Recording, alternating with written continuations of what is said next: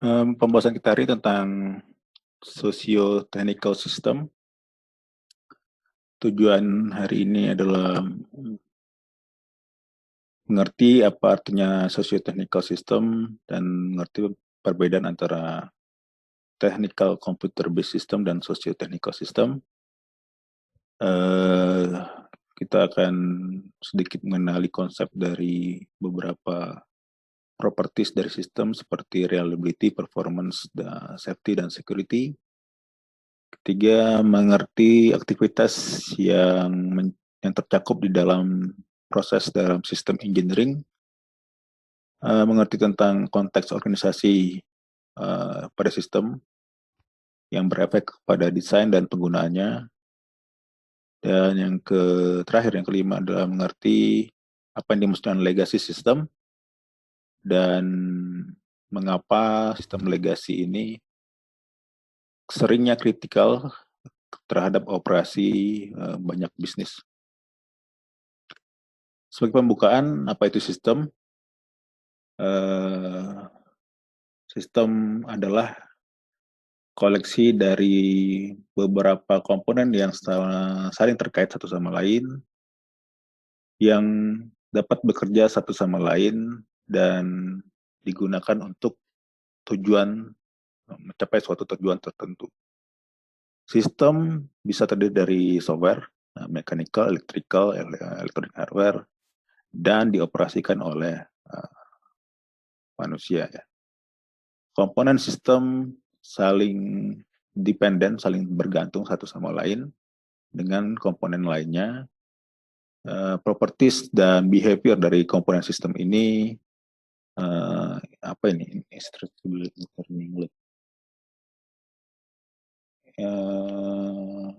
Google dulu ya.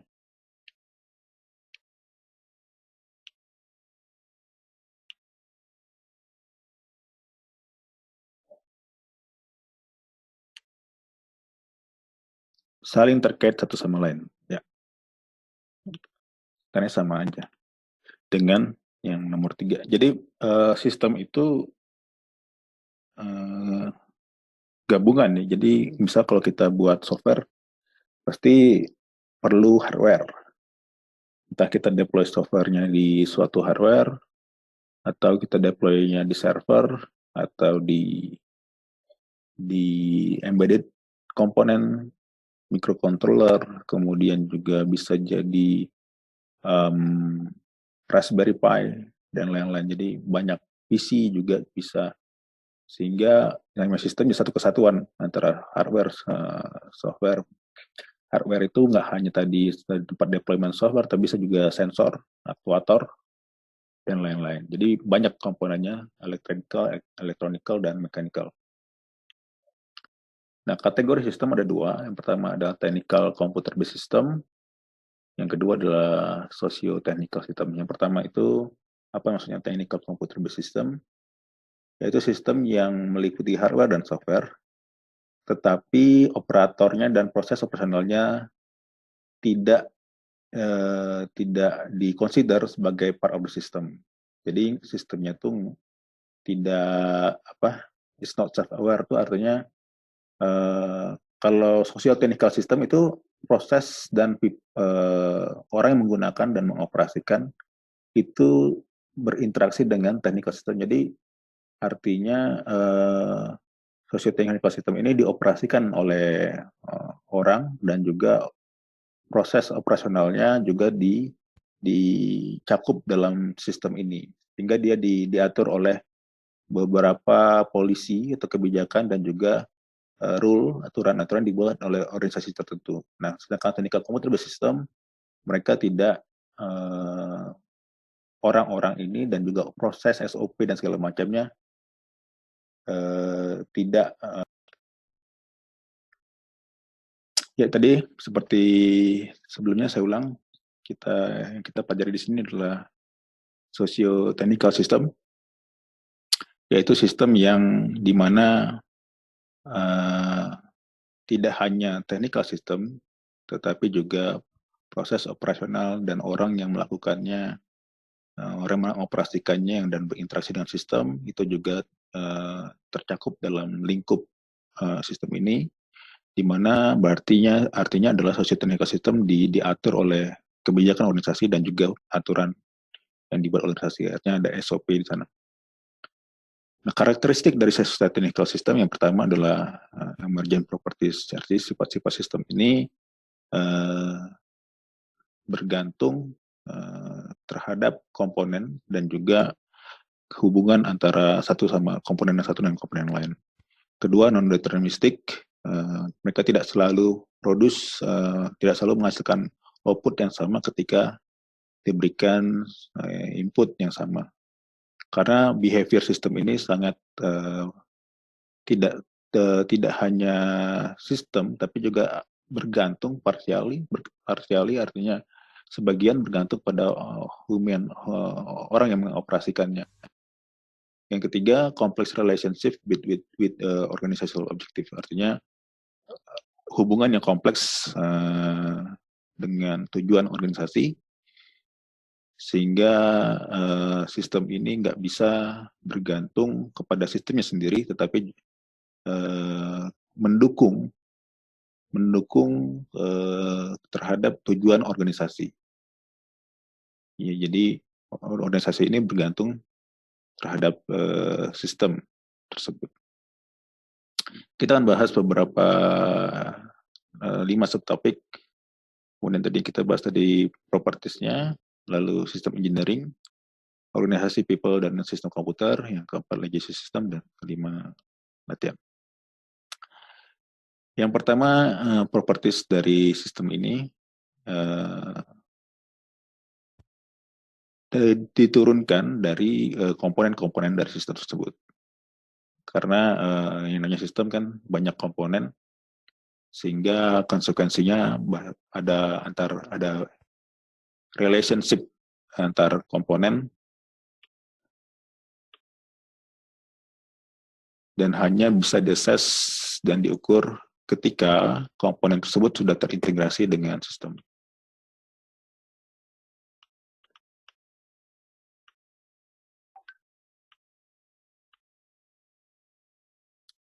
Contoh dari properties ini adalah pertama,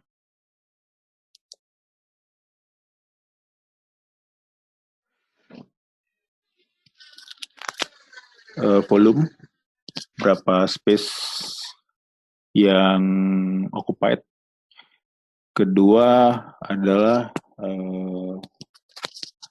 reliability, seberapa reliable komponen tersebut. Jadi ketika ada failure, ada unexpected interaction, ada hal-hal yang tidak bisa kita duga sebelumnya. Ketiga, security, kemampuan untuk menahan serangan, entah itu cyber hack ataupun yang lain. Kemudian repairability, seberapa mudah untuk menyelesaikan suatu problem. Ketiga, usability, seberapa mudah menggunakan sistem itu. Ini adalah sifat-sifat yang muncul ketika kita berbicara tentang socio-technical system. Nah, ada 2 tipe sifat tersebut. Yang pertama adalah fungsional, yang kedua non-fungsional. Sebenarnya sama aja dengan functional requirement dan non-functional requirement. Jadi kalau yang fungsional artinya sistem tersebut dapat bekerja sama satu sama lain untuk mencapai suatu objektif. Contoh di sini adalah sepeda. Sepeda kan punya functional property, yaitu suatu device transportasi yang saling yang menggabungkan antara beberapa komponen, diassembly dari beberapa komponen untuk tujuannya yaitu untuk dapat digerakkan oleh human operatornya ketika dia ingin pergi dari satu tempat lain ke tempat lain dengan menggerakkan roda. Ketika roda itu di kayu, maka sepeda itu akan berjalan. Kan kira-kira seperti itu fungsional propertiesnya. Tapi non-functional propertiesnya ini ada banyak. Kayak tadi yang sebelumnya disebutkan ada reliability, performance, security, and safety. Nah, bagi computer based system sangat kritikal karena ketika kegagal untuk mencapai suatu minimum level yang didefinisikan sebelumnya, maka sistem ini bisa dibilang tidak dapat digunakan, unusable.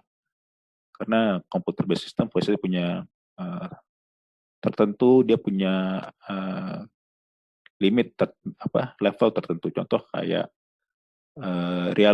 performance. Kalau kita misalnya buka detik.com, pasti mereka punya suatu yang namanya properti sifat yang minimum. Ketika buka loading page pertama itu harus di bawah 5 detik. Kalau sekarang mungkin bertambah karena sudah banyak iklannya, performanya bisa mungkin dinaikin atau levelnya dinaikin, misalnya di 10 detik. Ini misalnya safety, kalau misalnya Facebook ataupun LinkedIn itu punya level tertentu bahwa tidak bisa dihack sama sekali. Nah, kenyataannya beberapa waktu lalu data-data Facebook itu atau LinkedIn itu tersebar kemana-mana, sehingga ketika safety atau security-nya bermasalah, maka orang-orang nggak akan mau pakai sistem tersebut. Jadi sistem itu sudah unusable ya. Sama kayak detik tadi, kalau sudah loadingnya sudah di atas 1 menit, ya tidak bisa lagi dipakai. Orang-orang pasti akan lari ke portal berita lainnya. Nah, kompleksitas dari sifat-sifat yang muncul ini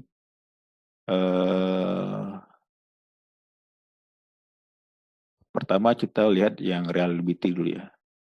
Reliability artinya ketika ada fault ataupun kegagalan terhadap satu komponen, karena satu komponen ini saling bergantung satu sama lain, interdependen satu sama lain, maka kegagalannya bisa berpengaruh terhadap satu sistem keseluruhan gitu. Jadi propagated, sehingga sangat kritikal ketika satu komponen fail, bisa nggak kita minimalisir cuma di situ saja, jadi tidak berpengaruh terhadap keseluruhan sistem. Nah, kadang sistem failure ini muncul, kadang-kadang terjadi ketika kita tidak menduga unforeseen interrelationship between komponen. Jadi kadang-kadang kita tidak mengetahui ada komponen yang saling terhubung atau tergantung satu sama lain, tetapi kita nggak tahu, sehingga ketika muncul suatu masalah di komponen tersebut, sistem failure yang kita tidak duga sebelumnya. Karena kita tidak mengantisipasi semua kemungkinan relationship between komponen. Karena kadang-kadang itu tidak hal yang mustahil ya untuk mengetahui semua. Apalagi kalau misalnya sudah ribuan komponen, yang namanya sistem pesawat, itu kan sudah ribuan komponen, sehingga sangat mustahil kalau kita bisa lihat satu-satu interdependensinya antara satu komponen dan komponen yang lain. Nah, itu yang bisa kadang-kadang menyebabkan kecelakaan pesawat gitu ya, sampai banyak kasus yang tidak terdefinisikan penyebabnya kenapa. Nah, software reliability measures ini harusnya mengukur bagaimana kita dapat mengukur reliability system. Jadi software reliability pasti mempengaruhi dengan sistem reliability. Hal-hal apa yang mempengaruhi reliability suatu sistem? Ya pertama tadi software ya pasti jelas, karena software ini termasuk hal komponen yang kritikal. Ketika misalnya dia memproduksi suatu output yang salah, misalnya dikasih input X, keluarnya harusnya Y tapi hasilnya Z, nah keseluruhan sistem bisa jadi salah karena software yang mengoperasikan atau jadi brain-nya di dalam sistem itu gagal menghasilkan hal yang benar, dia incorrect output. Jadi biasanya software failure itu hasilnya berujungnya pada hardware failure juga. Di hardware itu juga, hardware reliability juga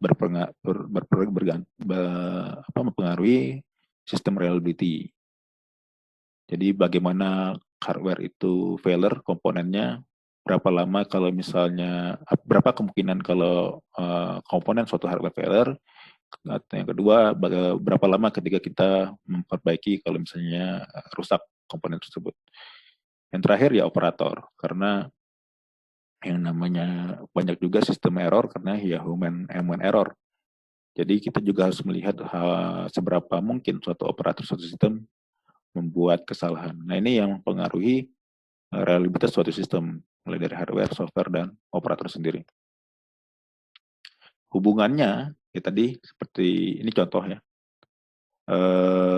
hardware failure dapat membuat signal yang salah ketika jadi input ke sebuah software. Ketika misalnya sensor gagal membaca suatu event, misalnya dia gagal suatu event, terus dia kasih input yang salah kepada software, nah software jadi error. Nah software bisa menghasilkan output yang salah juga, sehingga menyebabkan operatornya stres dan juga berujung kepada operator yang mengoperasikannya juga error. Nah ini yang saling terhubung satu sama lain karena semuanya sangat bergantung satu sama lain. Yang ketiga, lingkungannya juga di mana sistem itu terinstall berefek terhadap reliability. Sifat-sifat seperti performance dan reliability harus dapat diukur ya. Karena kita nggak mau kita tidak bisa ada suatu metrik ketika yang dinamakan sistem reliable atau tidak. Tetapi kadang-kadang beberapa property tidak bisa diukur. Contohnya tadi safety, kedua security. Nah, safety ini artinya apa bedanya safety dan security? Kalau safety, artinya sistem tidak seharusnya behave tidak seharusnya berjalan dalam unsafe way. Jadi dia harusnya sistemnya safe gitu ya. Kalau security, sistem harusnya tidak beroperasi atau ketika tidak diizinkan oleh yang authorized. Kalau misalnya unauthorized bisa masuk ke sistem atau bisa mengoperasikan, berarti sistemnya tidak secure. Kalau sistemnya berjalan tidak dengan yang seharusnya, tidak dengan yang didefinisikan, berarti artinya sistemnya tidak safe gitu. Jadi perbedaan antara safety dan security. Nah, mengukur dari kedua properti ini sangat berat ya. Jadi makanya beberapa kali kita bisa lihat iPhone yang terakhir setelah itu ketika dia buat hack challenge gitu. Jadi siapapun yang bisa, atau misalnya Facebook buat hack challenge, siapapun yang bisa masuk ke dalam suatu sistem mereka akan kasih reward. Karena saking sulitnya mereka tidak bisa mengukur karena terlalu banyak celah, terlalu banyak lubang, sehingga mereka sendiri kadang-kadang tidak bisa memastikan 100% secure atau 100% safe. Mereka kadang-kadang minta bantuan orang lain yang di luar sistem, yang di luar organisasi, untuk juga membantu mereka daripada jatuh ke tangan orang yang nakal atau yang jahat, lebih baik dikasih ke orang yang butuh uang atau yang safety gitu ya. Ketika dikasih mereka orang-orang ini di challenge dan dapat, ya lebih baik uangnya dikasih ke mereka gitu daripada jatuh ke tangan-tangan orang yang salah. Nah itu tadi emergent system properties, jadi property yang muncul ketika kita berbicara tentang sistem engineering. Yang kedua, apa itu sistem engineering? Nah, sistem engineering adalah aktivitas untuk menspesifikasikan, mendesain, dan mengimplement, menvalidate, deploy, maintenance, socio-technical system. Ya, sebenarnya beda sistem engineering sama software engineering ya, bedanya cuma di kata sistem dan software. Software adalah bagian dari sistem. Jadi lebih kompleks ketika kita bilang sistem engineering. Dan juga tidak hanya software, tapi juga hardware dan orang yang mengoperasikan atau berinteraksi dengan sistem tersebut, dan lingkungan di mana sistem itu berjalan. Nah, ini proses dari suatu sistem engineering, ya mirip aja kayak software engineering. Ada requirement, kalau misalnya setelah ada requirement, kalau misalnya di software ada software design, tapi di sistem design, kemudian ada subsystem yang mungkin agak berbeda, tapi sebenarnya ada juga software dengan sub-software gitu ya, karena bisa juga software itu dibagi-bagi dalam beberapa komponen. Kemudian setelah ada subsystem development, ada sistem integration, software pun juga bisa ada software integration, karena saking besarnya suatu software, bisa dibagi-bagi dan bisa diintegrasikan dengan part-part software yang lain. Setelah itu ada sistem installation atau software installation di kasus software. Ada sistem evaluation juga. Jadi evolusi artinya sistemnya akan berkembang terus, sama kayak software selalu akan berkembang terus-menerus dan decommissioning.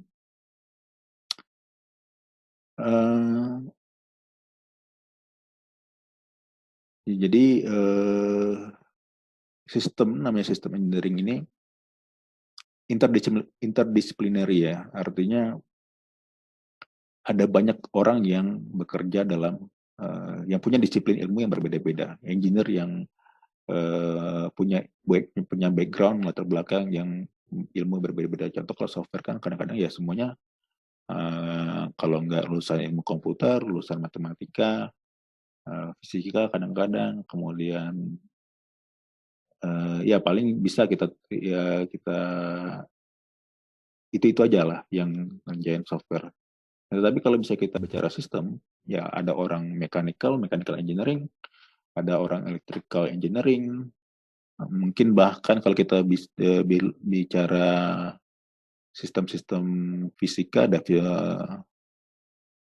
teknik fisika, orang teknik kimia, kalau misal kita buat chemical system.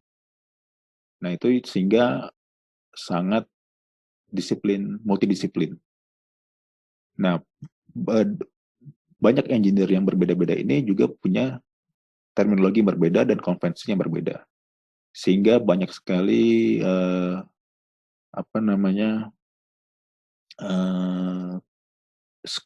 iterasi ya nantinya ketika kita membangun suatu sistem. Nah, ini contoh dari ATC system itu air traffic control system. Kita bicara air traffic, berarti pengontrol lalu lintas udara ya. Ada orang software pasti, ada orang strukturnya teknik sipil yang membangun towernya misalnya. Terus juga ada orang electrical, arsitektur, user interface design, mechanical, elektronik. Jadi banyak ilmu, multidisiplin ilmu gitu. Nah, definisi dari requirement system, kita bahas satu-satu step-step dari sistem engineering. Pertama adalah mendefinisikan dari requirement atau kebutuhan sistem tersebut. Jadi sistem requirement ini spesifikasikan apa yang harusnya sistem lakukan, fungsinya apa. Kemudian kedua adalah tadi kalau yang function itu functional requirement, kalau yang kedua ini essential and desirable system property, satunya yang non fungsional kayak tadi reliability, performance, safety, security. Yang kedua, dalam kita mendefinisikan requirement kebutuhan suatu sistem, kita harus konsultasi dengan customer-nya atau end user. Ya sama lah, kita itu buat software, kita bicara dengan stakeholder. Kemudian ketiga, kita derive 3 tipe of requirement. Kita turunkan ketika kita konsultasi itu, kita buat FGD, buat interview, dan lain-lain, harus ada 3 tipe requirement. Pertama, abstract functional requirement. Ini adalah function di abstract level gitu ya. Jadi pokoknya saya mau air traffic control bisa melihat misalnya lalu lintas di udara. Jadi agak abstrak. Kalau kita turunkan ke software itu akan lebih detail. Nah, lalu lintas udara seperti apa misalnya. Jadi maunya ada ada pesawat ketika saya mau lihat di peta gitu. Jadi dia lebih lebih lebih detail di situ. Kemudian propertiesnya, jadi sifat-sifat yang non-functional tadi, misalnya harus secure, itu kan abstrak. Tapi gimana kita mendefinisikan eh, secure itu seperti apa, safe itu seperti apa, reliable itu seperti apa, nanti dispesifikasikan di masing-masing komponen.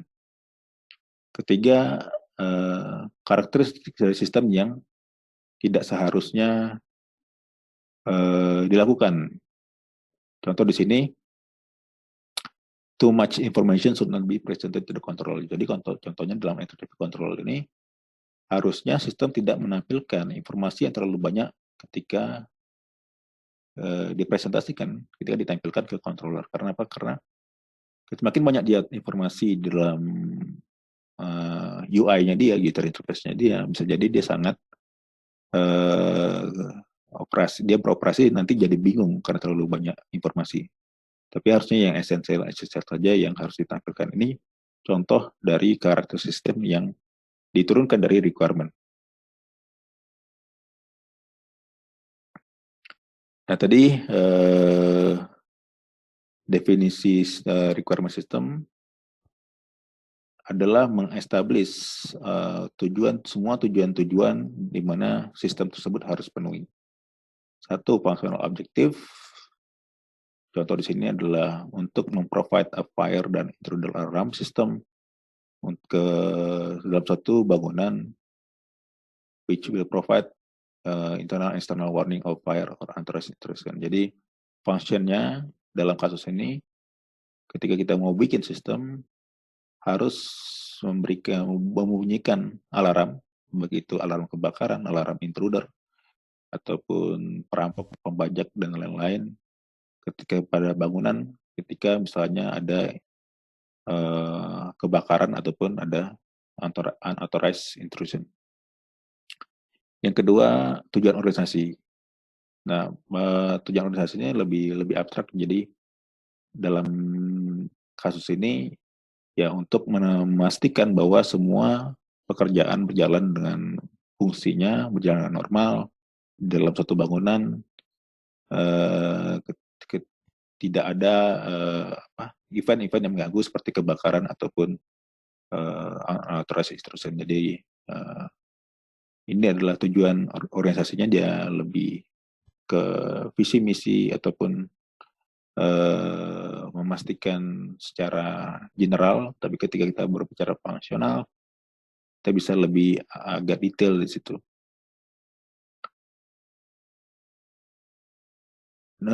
Sistem yang kompleks biasanya dikembangkan untuk menyelesaikan masalah-masalah yang sulit ya. Banyak sekali entity yang saling berhubungan satu lain yang tidak punya spesifikasi masalah yang definitif. Contohnya adalah earthquake, gempa bumi, perencanaan gempa bumi. Jadi ini adalah suatu sistem yang kompleks ya. Jadi bagaimana kita ketika ada gempa bumi, apa yang harus dilakukan?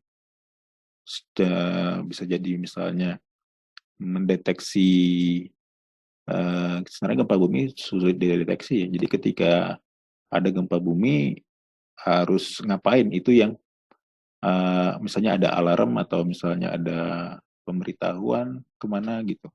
Itu yang harus misalnya yang dilakukan oleh BMKG itu dia mendeteksi berapa skala Richter misalnya, itu juga suatu sistem yang rumit. Bagaimana sistem yang kedua adalah, jadi pertama adalah requirement, mendefinisikan requirement, kebutuhan. Kedua, mendesain. Jadi dalam desain sistem ini, bagaimana sistem fungsionalitas sistem di-provide ke komponen-komponen sistem. Jadi kita dalam desain sudah bisa definisikan, misalnya sistem air traffic control, ada komponen-komponennya, sudah ada misalnya sensor, sudah ada komponen software, sudah ada udah dipartisi-partisi gitu ya. Nah, di partisi-partisi ini, di komponen ini, kita definition lagi requirement-nya apa per komponen, dan kita grouping. Lalu yang kedua, identifikasi lagi subsistemnya, individually atau kolektif. Ketika kita membicarakan suatu requirement, jadi dari requirement kita bisa tahu nih bahwa requirement tadi bilangnya adalah contohnya tadi kan fire ya, alarm kebakaran atau alarm maling gitu misalnya. Nah, di dalam membuat sistem desainnya pasti tentunya perlu ada sensor kebakaran. Terus ada kalau misalnya intruder itu kan kita bisa kasih akses misalnya fingerprint atau pakai face detection dan lain-lain. Itu contoh adalah komponen-komponen di dalam desain kita mendesain sistem. Ketiga, kita mendefinisikan mengassign requirement pada sistem itu. Nah, ini cara kita mendesain suatu sistem harus berdasarkan requirement, sama seperti mendesain software, ya requirement seperti apa, itu yang kita identifikasi part-partnya. Kita definisikan interface-nya, jadi bagaimana sensor berhubung dengan software, apa yang harus di-provide oleh sensor, kemudian apa yang di-provide, misalnya kalau alarm bunyi kan itu aktuator, apa yang bagaimana software memberikan input kepada alarm, gitu-gitu. Jadi kita definisikan semua interface, fungsionalitas, dan komponen-komponen tadi. Nah, di sini ada namanya double-ended arrow, artinya dalam sistem desain itu double-ended artinya ada feedback ya ketika kita membuat partisi, lalu membuat identifikasi subsistemnya, pasti akan ada feedback di sini. Mungkin bisa jadi prosesnya seperti ini, tapi tidak melulu dari sini terus kemudian harus ke sini, tapi kadang-kadang bisa balik-balik gitu ya.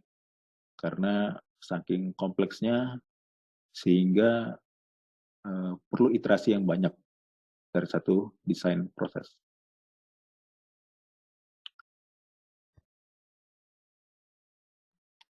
Ya tadi sudah saya bilang requirement dan desain itu saling berpengaruh ya. Jadi requirement mempengaruhi design decision dan sebaliknya design decision juga kadang-kadang mempengaruhi requirement.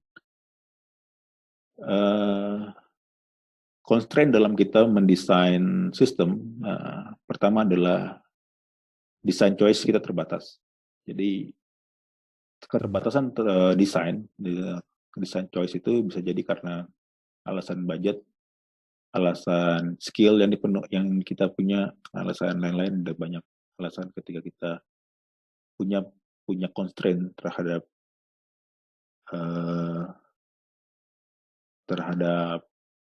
suatu desain proses. Nah, pilihan-pilihan ini bisa dispesifikasikan dari requirement. Misalnya kalau kita tidak punya barang tertentu karena terlalu mahal, bisa jadi ada requirement-nya kita harus sebutkan biaya ataupun minimal dia punya, misalnya kalau rekognisi di sistemnya bangunan, kalau misalnya nggak bisa provide face detection, ya minimal fingerprint gitu. Jadi dia harus dispesifikasikan dari requirement supaya kita buat desain nggak salah gitu ya. Karena alasan budget mungkin tidak mampu membeli yang face recognition, ya udah beli yang fingerprint. Jadi perlu juga ada initial design awal ketika kita dibutuhkan ketika kita menstrukturkan requirement.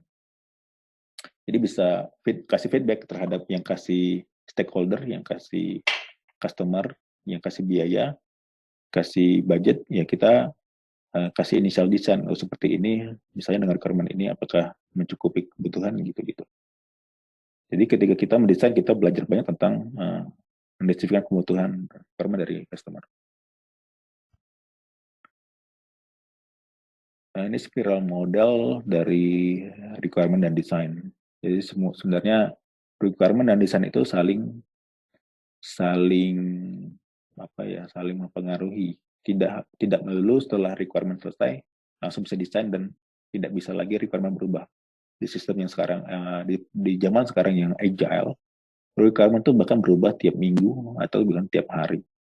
Sehingga kita harus ya kayak gini, bolak-balik gitu ya. Kita habis desain satu, habis kita mendefine problem, kita definisi requirement, setelah ada desain, di review, balik lagi gitu. Jadi spiral model artinya ya ada iterasi di sini. Kemudian kita menyusun requirement dan desain. Setelah desain jadi, setelah bolak-balik antara requirement, desain, kemudian membuat modelnya secara arsitektur. Jadi lebih technical, lebih detail dalam modeling ini.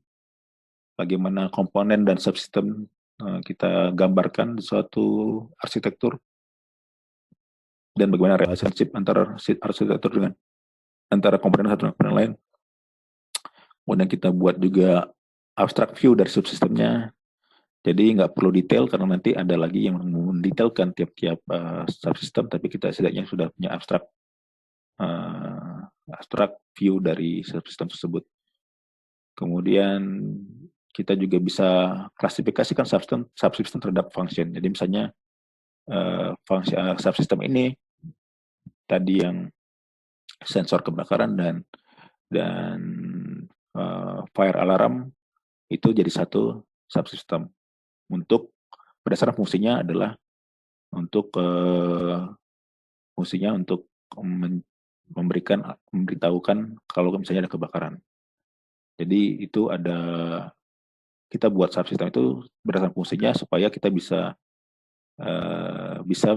membuat decision terhadap hardware software trade off gitu. Jadi ada trade off itu artinya kalau kita buat hardware yang kalau kita pilih suatu hardware yang mahal, maka softwarenya bisa jadi murah ya, karena sudah saking canggihnya hardware, kita tidak perlu lagi buat software yang sulit-sulit. Tapi ketika hardware-nya murah, jadi ada banyak gitu, ada misalnya buat sistem kebakarannya, hardware-nya ternyata kita nggak bisa beli fingerprint, nggak bisa beli face detector. Terus bagaimana kita mendeteksi kalau misalnya ada intruder? Ya mungkin secara hardware bikin pintu, jadi secara software kita harus ribet. Kalau misalnya cuma pintu aja sebagai hardware-nya. Ini yang dinamakan software trade-off. Jadi kalau kita bisa buat hardware yang lebih bagus, ya software-nya mungkin bisa lebih ya nggak perlu bagus-bagus banget gitu. Nah ini yang bisa digambarkan atau direpresentasikan dengan blok diagram. Diagram blok ini sangat membantu bagi para stakeholder ataupun engineer yang lain ketika kita punya deskripsi yang singkat terhadap satu subsistem. Dan juga kalau misalnya kita punya model yang simple, yang bisa membuat suatu blok diagram terhadap komponen-komponen subsistem ini, bisa jadi sangat berguna bagi stakeholder dan juga tadi customer engineer yang lain. Ini bisa digunakan untuk semua size dari sistem, bisa sistemnya sangat besar sampai sistemnya sangat kecil sekalipun. Nah ini tadi ketika kita mau desain sistem alarm ketika ada burglar, itu pencuri ataupun intruder. Di sini ada movement sensor dan door sensor. Jadi dia cuma pakai sensor di pintu sama sensor di pergerakan gitu ya. Lalu kedua sensor ini memberikan input ke alarm controller. Controllernya ini ya softwarenya ya. Lalu software ini memberikan aktuator, memberikan output ke aktuator atau input ke aktuator, misalnya ke sirene, kemudian ke telepon, misalnya ke telepon ke 911 atau ke synthesizer voice, misalnya ada pencuri gitu. Jadi kayak speaker. Nah, itu yang contoh sangat sederhana dari suatu diagram komponen komponen yang ada dalam sistem alarm.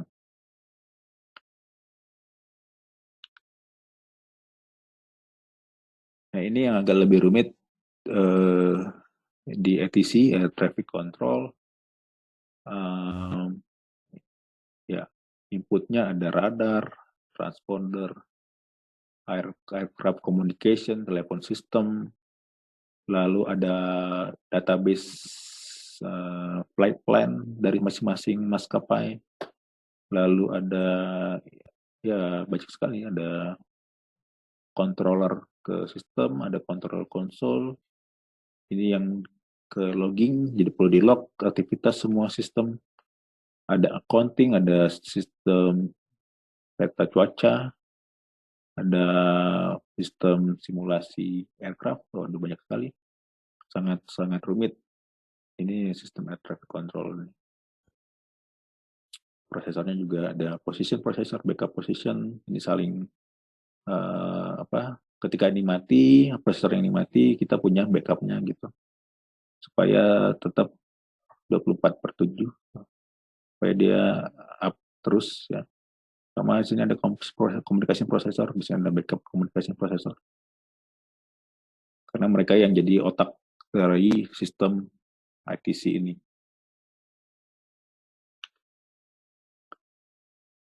Ya, terus yang keempat, setelah kita desain model adalah subsystem development.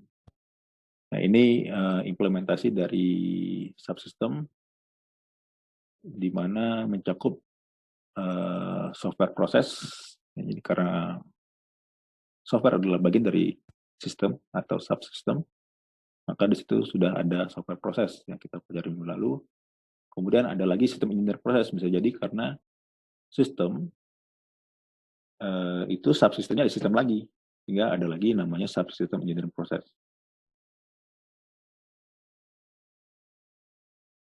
Nah, ini yang di development di subsystem. Biasanya developnya di paralel, artinya softwarenya jalan, yang under systemnya jalan juga. Jadi nggak menunggu satu sama lain. Nanti bisa diintegrasikan ketika semua subsystem sudah selesai di develop, baru kita integrasikan ke sistem yang secara keseluruhan.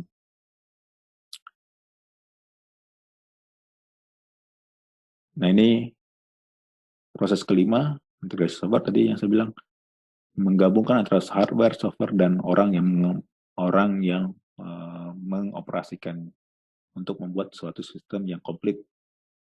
Ada dua approach. Pertama, Big Bang approach, artinya semua subsystem terintegrasi satu kali jalan gitu, at the same time. Yang kedua, incremental integration approach, artinya subsystem diintegrasikan dengan satu subsystem pada satu kali jalan, tapi nanti digabung lagi, jadi sampai nanti semua sistem terintegrasi.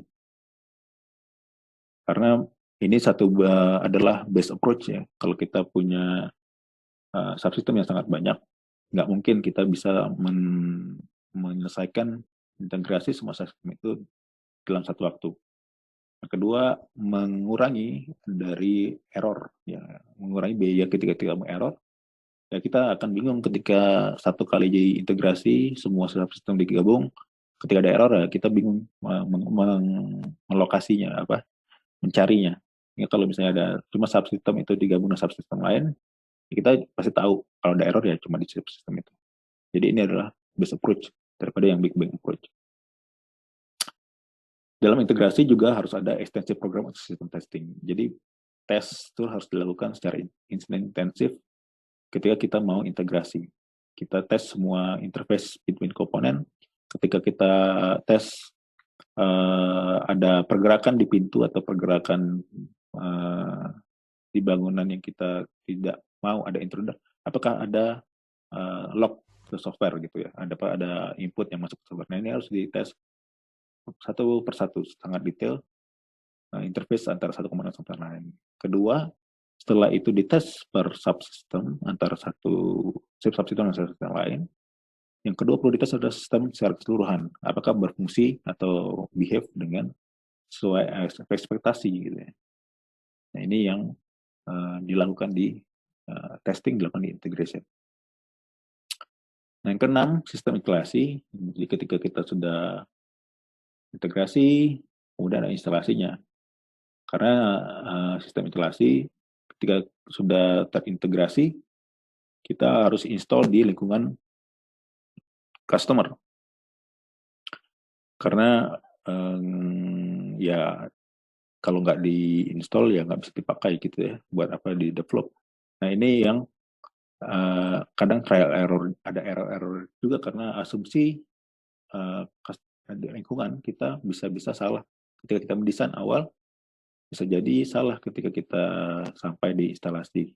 Asumsinya lingkungannya salah. Kemudian ada juga resisten dari orang-orang. Ketika misalnya orang itu kan selalu resisten terhadap perubahan ya. Dia sudah nyaman di zona nyaman dengan suatu keadaan. Ketika dikasih sistem yang baru ataupun proses yang baru, mereka biasanya menghalangi resisten ya. Karena sudah nggak mau diganggu zona nyamannya. Bisa jadi juga ada sistem lain yang sudah eksis dengan sistem yang sekarang. Jadi bisa jadi udah jadi ada alternatif, ini sistem baru, tapi sebenarnya sudah ada sistem lain yang jalan. Itu juga bisa jadi kadang-kadang masalah karena bentrok, misalnya bentrok ke hardware-nya, bentrok ada misalnya ruang yang harusnya diinstal sistem ini, tapi ada sistem lain di situ, itu dia ada yang bikin problem. Kemudian juga tadi installation, misalnya cablingnya nggak jelas gitu ya, berantakan, kusut dan lain-lain. Terus kemudian training operatornya juga harus diidentifikasi, harus kita training lagi. Nah ini yang jadi problem-problem di instalasi. Banyak kan problem-problem ini terjadi tanpa kita sadari sebelumnya, kita ekspektasi, oh ternyata ketika instalasi, oh ini problem. Jadi agak kadang-kadang lama di sini juga. Integration pasti lama, tapi installation mungkin bisa lebih lama lagi pada integration. Jadi yang karena kita tidak mengharapkan ada kejadian-kejadian seperti ini. Nah, evolusi sistem yang kompleks itu punya lifetime yang sangat panjang ya, sehingga selalu berevolusi terus karena banyak bug, banyak error, terus juga ada requirement yang baru, sehingga ya harus jalan terus pengembangannya. Dia punya long lifetime. Bisa kalau 1 tahun itu kan sangat minimum ya. Sistem sekarang mungkin bisa 2 tahun, 5 tahun, 10 tahun. Dan juga evolusi sistem ini juga costly. Karena perubahan-perubahan pasti harus kita analisis dulu dari technical dan bisnis perspektif. Itu juga makan waktu untuk analisis apakah perubahan ini akan mengganggu keadaan sekarang atau bikin error sistem yang sekarang. Kedua, subsistem juga bisa berinteraksi, subsistem juga bisa menghadapi problem yang tidak terantisipasi sebelumnya. Lalu kadang-kadang juga rasional terhadap desain decision yang original yang kita desain sebelumnya itu menguap, kadang-kadang kita nggak tahu atau lupa karena nggak ada dokumentasi. Kemudian juga sistem strukturnya juga korup karena perubahan-perubahan yang tadi kita buat, sehingga operasi sistem ini sangat harus dijaga supaya ini jalan terus atau dapat di-maintain. Nah, sistem yang ada saat ini harus di-maintain dan kadang-kadang disebut dengan legacy system. Kita akan lihat nanti apa itu legacy system. Nah, terakhir, decommissioning, yaitu membuat sistem selain diinstal dan berevolusi, ya harus disupport. Jadi di sini bagaimana kita memberikan service kepada layanan kepada customer setelah diinstal ya jalan, harus berjalan long lifetime ya. beroperasi secara terus-menerus. Nah, kadang-kadang juga harus ada data yang harus di-restructure atau dikonversi supaya dapat digunakan oleh sistem lain. Kemudian juga bagaimana kita juga membuang beberapa material, misalnya chemical, yang bisa membuat polusi terhadap lingkungan. Ini namanya decommissioning, yaitu hal-hal yang dilakukan untuk memberikan layanan terhadap sistem setelah sistem tersebut beroperasi. Jadi misalnya lifetime-nya 10 tahun dan setelah selesai ya kita harus decommissioning, membuat data baru, misalnya dia mau pakai data yang mengonversi sistem baru customer-nya, ya kita harus support untuk mengkonversi data tersebut di restarter atau dikonversi supaya bisa dipakai sistem yang lain. Itu tadi kalau misalnya sistem chemical, sistem kimia, ya semua bahan material-material yang berbahaya harus dibuang supaya tidak mencemari lingkungan. Itu yang ya. Jadi inilah life cycle dari sebuah sistem engineering, mulai dari tadi requirement sampai commissioning. Oke, saya kira untuk part 1 sampai di sini dulu. Kita break sekitar 25 menit. Jam 18.30 saya nanti share lagi linknya, karena ini cuma 40 menit ya. Kalian bisa break sholat dulu, dan kita nanti masuk lagi, saya nanti share lagi Zoom link yang baru untuk sisa dari materi ini. Oke, saya kira itu silakan mau break sholat.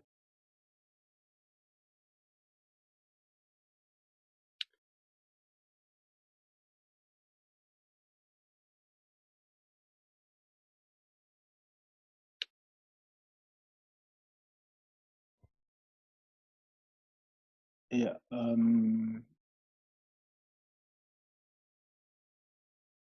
tadi kita udah bahas sistem properti, sifat-sifat sistem yang muncul ketika kita bicara sistem engineering, proses di sistemnya itu sendiri.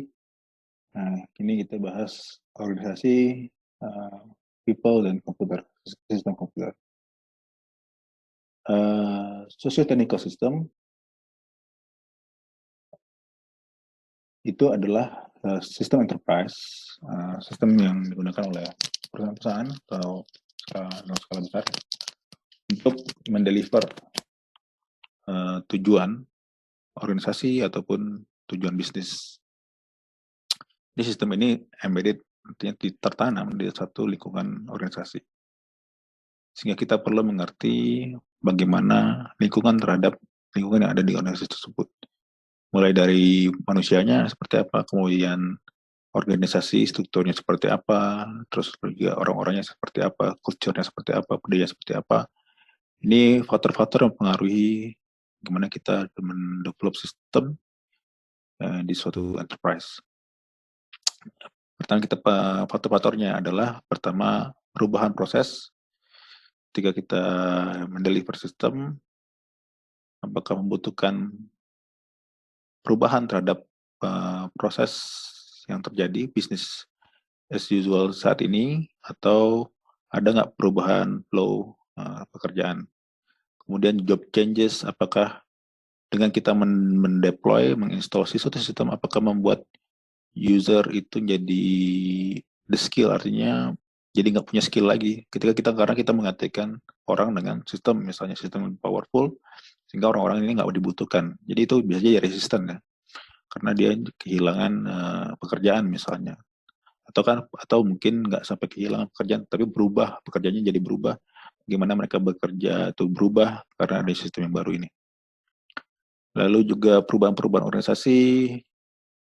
Jadi ketika kita mendevelop sistem, ada nggak perubahan political power di sana? Jadi kekuatan politik strukturnya yang berubah dari organisasi tersebut, sehingga bisa jadi orang-orang ini juga terdampak ketika kita mendevelop sistem.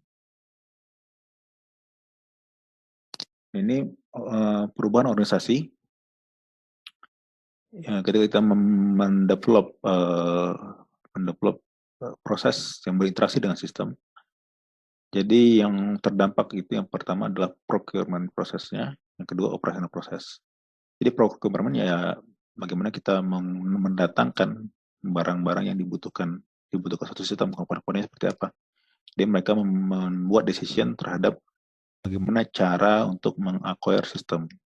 Yang kedua adalah bagaimana mensupply, siapa best supplier ya, sistem tersebut.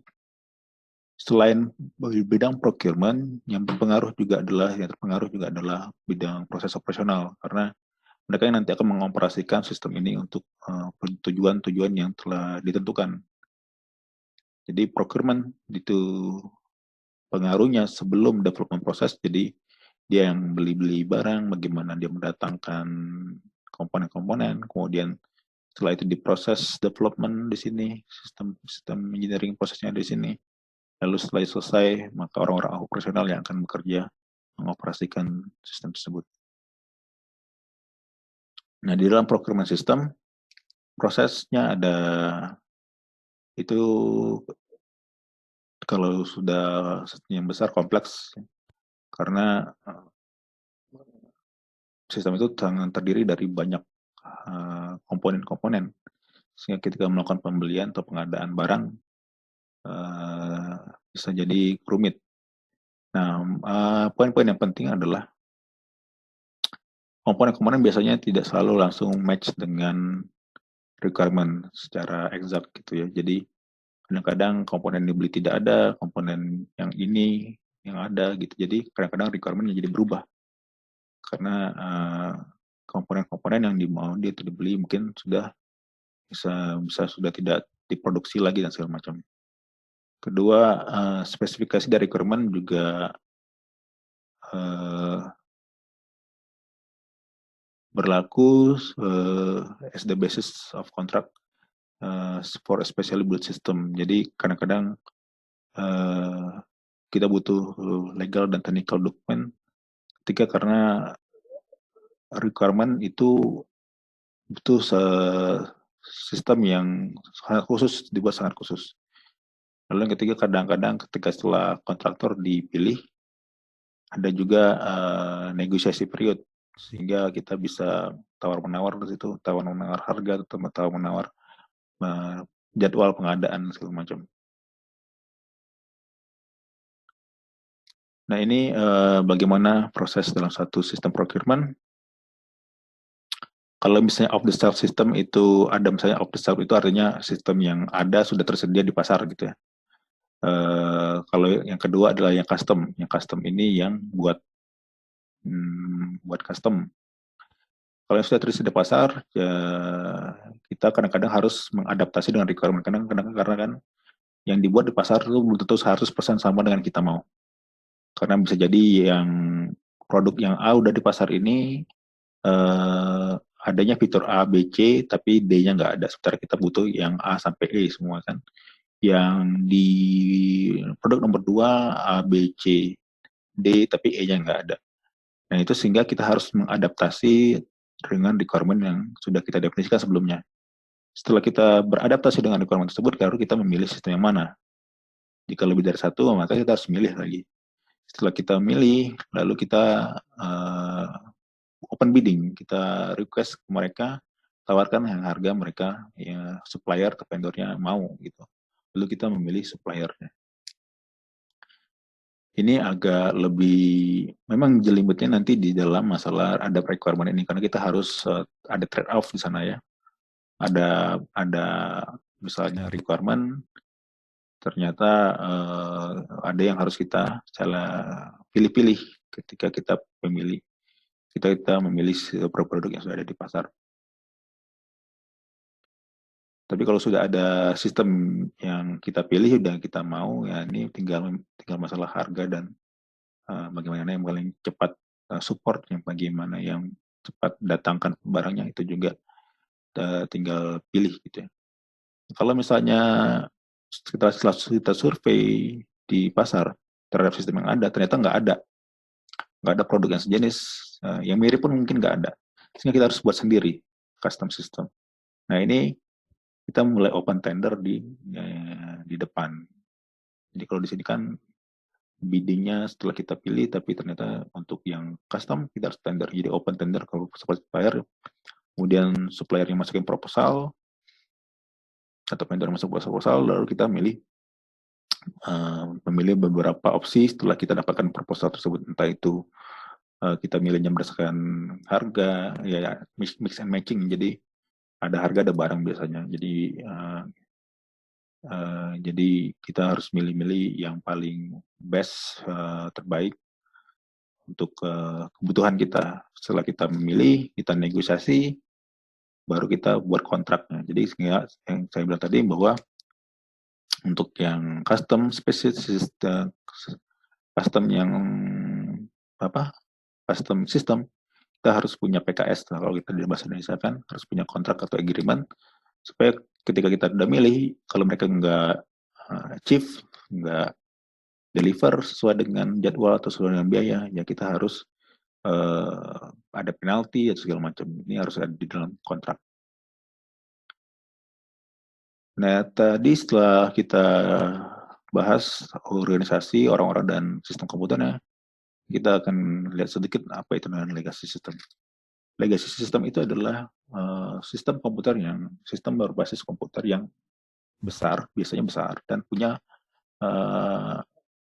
yang biasa juga punya long lifetime, ya, kadang-kadang 20 tahun untuk sistem yang military. Atau air traffic control kadang-kadang juga rely terhadap software atau proses yang operasional yang di-develop tahun 60-70. Jadi udah cukup jadul ya. Jadi legacy itu warisan. Jadi sistem-sistem yang sudah cukup lama tapi tetap dipakai sampai sekarang. Ketika kita mau ganti, itu tuh expensive atau too risky. Jadi terlalu mahal. Kedua juga terlalu berisiko kalau kita ganti. Software sudah sudah sangat bagus, sudah sangat baik, tidak pernah fail, dan sangat kritikal terhadap bisnis kita. Sehingga kalau kita ganti ya akan terlalu mahal dan terlalu berisiko. Setelah kita gunakan selama beberapa tahun ini, ya nggak ada masalah. Kenapa harus diganti? Ini namanya legacy system. Nah, development terhadap sistem yang sudah legacy ini sudah tidak bisa lagi karena berlanjut, ya, karena orangnya mungkin sudah yang develop sudah nggak ada, atau perusahaannya mungkin sudah bangkrut dan segala macam. Sehingga kita perlu tapi kita butuh penambahan requirement ataupun perubahan terhadap platform operasi. Nah, bagaimana kita menghadapi dengan sistem-sistem yang seperti ini? Nah, tadi seperti saya bilang, legacy system adalah socio-technical computer based system yang develop pada waktu yang sangat lama dulu, menggunakan older ataupun teknologi yang sudah cukup tua atau obsolete, baik hardware atau softwarenya, juga proses dan prosedurnya.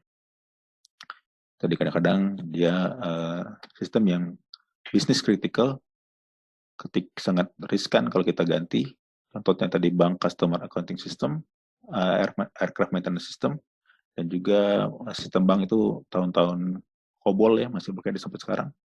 Kalau kalian tahu COBOL itu tahun udah jebot lah, jadi sampai sekarang pun masih terpakai. Nah, ketika kita mau ganti ya sangat riskan, bisa jadi sangat berisiko. Nah, bagaimana kita beradaptasi, bagaimana kita melihat komponen-komponen di legacy system. Ya, sebenarnya sama saja dengan sistem-sistem biasa. Dia selalu ada application software, ada business policies dan rules, ada business process, ada data, dan dia jalan di hardware.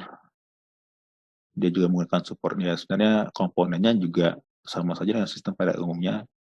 Cuma yang berbeda dengan sistem pada umumnya adalah dia kadang-kadang sudah tidak dapat dikembangkan kembali dan sudah obsolete teknologi, tapi kritikal. Ya, sebenarnya sama saja dengan socio-technical system yang lain. Intinya bahwa layer-layer pada legacy system atau technical system, atau di bawah ada hardware, ada hardware support software, kemudian di atasnya ada application software, lalu ada business process. Jadi business process ini menggunakan software yang berbasis aplikasi, software berbasis aplikasi menggunakan software support. Contohnya di sini adalah OS. Jadi OS dibangun di atas hardware, tapi kita membangun aplikasi di atas OS. Contohnya Android, Windows, Linux, segala macam. Lalu kita di sini buat aplikasi di layer atasnya. Bisa jadi aplikasi berbasis web, berbasis mobile, dan segala macam. Dan di sini adalah business prosesnya. Ketika orang melakukan berinteraksi dengan sistem, dia pasti menggunakan yang software yang berbasis aplikasi. Nah,